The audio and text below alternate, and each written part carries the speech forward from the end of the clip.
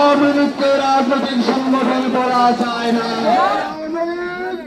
দেশের শত্রু, স্বাধীনতার শত্রু, ইসলামের শত্রু, মানবতার শত্রু,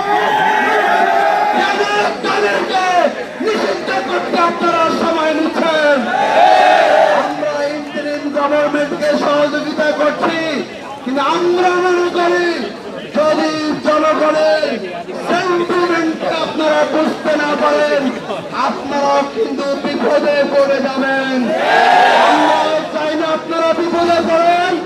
সুতরাং সময় থাকতে অবিলম্বে আওয়ামী লীগকে নিষিদ্ধ করতে হবে। এই সন্ত্রাসী সংগঠন, এই মানবতা বিরোধীদের সংগঠন আওয়ামী লীগের রাজনীতিক সংগঠন আমরা বলি।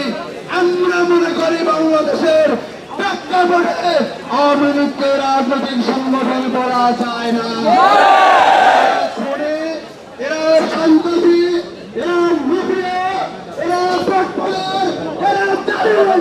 সুতরাং এদেরকে অবিলম্বে আমরা নিষিদ্ধ ঘোষণার দাবি জানাচ্ছি। আমরা সময় দিচ্ছি না, তবে আশা করব যদি আপনারা সময়